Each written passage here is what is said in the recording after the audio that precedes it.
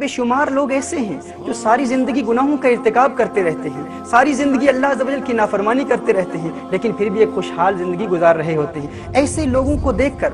ذہن میں یہ سوال پیدا ہوتا ہے کہ ایسے لوگ جو گناہوں کا ارتکاب بھی کر رہے ہیں، کبھی کبھی اللہ امتحان بھی لے لیتا ہے۔ جب اللہ امتحان لیتا ہے تو اللہ کو پکارتے ہیں اور اللہ عز و جل ان کی مدد بھی کرتا ہے، اللہ عز و جل ان کو بلاؤں اور آفات سے بچا بھی لیتا ہے، مصیبتوں سے بچا بھی لیتا ہے، بڑی بڑی کلامٹی زندگی میں آتی ہیں، اللہ عز و جل ان کو بچا لیتا ہے۔ اور ہم یہ سمجھتے ہیں کہ چونکہ اللہ ان کو بچا لیتا ہے شاید یہ اللہ کے مقرب بندے ہیں، اور یہ اکثر ہمارے معاشرے میں ہوتا ہے۔ ناظرین کرام، ایسے لوگوں کے ذہن میں شیطان ایک وسوسہ بھی ڈال دیتا ہے۔ شیطان انہیں کہتا ہے کہ دیکھ، تو ایک مدت سے گناہوں کا ارتکاب کر رہا ہے، تو ایک مدت سے اللہ سے دور ہے، لیکن جب بھی تو اللہ کو پکارتا ہے اللہ مدد بھی فرما دیتا ہے، جب بھی تو کسی مصیبت میں مبتلا ہوتا ہے تو دعا کرتا ہے اللہ تیری مدد بھی فرما دیتا ہے۔ یقیناً تیرا رب تجھ سے راضی ہے، یہاں اس دنیا میں بھی اللہ عز و جل تجھ پر عطاؤں کی برسات کر رہا ہے، آخرت میں بھی اسی طرح تیرا بیڑا پار ہو جائے گا، گھبرانے کی ضرورت نہیں ہے۔ ناظرین کرام، ایسے لوگ شیطان کے اس وسوسے میں آ کر گناہوں پر دلیر ہو جاتے ہیں اور بڑی جرت سے گناہ کرتے ہیں۔ ان سے آپ پوچھیں تو کہتے ہیں مالک کا بڑا کرم ہے، میں گناہ کرتا ہوں لیکن میرا مالک مجھ سے راضی ہے، میں گناہوں کا ارتکاب کرتا ہوں لیکن میرا رب مجھ سے راضی ہے۔ لیکن وہ یہ نہیں جانتے ناظرین کرام کہ اللہ عز و جل ان سے ایسا ناراض ہو چکا ہوتا ہے، ایسا ناراض ہو چکا ہوتا ہے کہ اللہ عز و جل نے ان کے لیے آخرت میں مستقل عذاب کا اہتمام کیا ہوتا ہے۔ اللہ عز و جل نے آزمائشوں کے دروازے اس کے لیے بند کر دیے ہوتے ہیں۔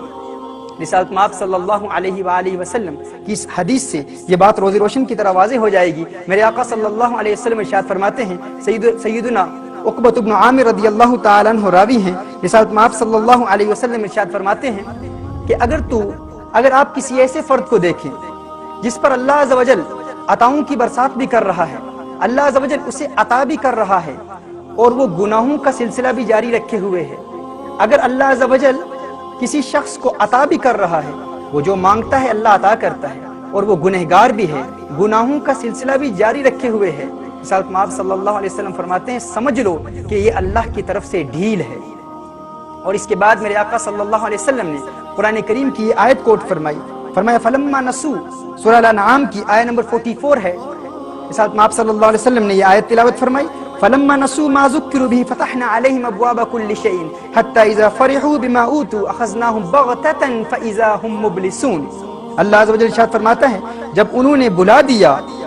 جو نصیحتیں ان کو کی گئی تھیں تو ہم نے ان پر ہر چیز کے دروازے کھول دیے یہاں تک کہ وہ خوش ہو گئے۔ یعنی جب لوگ اللہ کو بھول جاتے ہیں، احکام دین کو بھول جاتے ہیں، حرام اور حلال کے مابین امتیاز نہیں کرتے،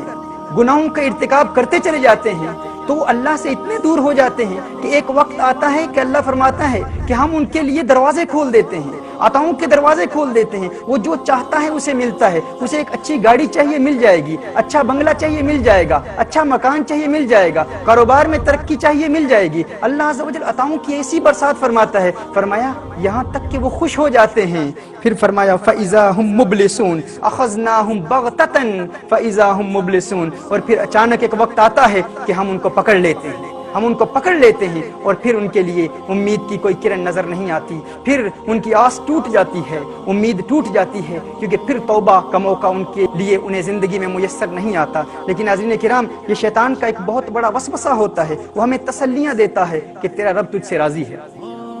لیکن ہمارے لیے ضرورت اس امر کی ہے کہ ہم یہ سمجھ لیں کہ جو شخص جتنی زیادہ مشقت کرے گا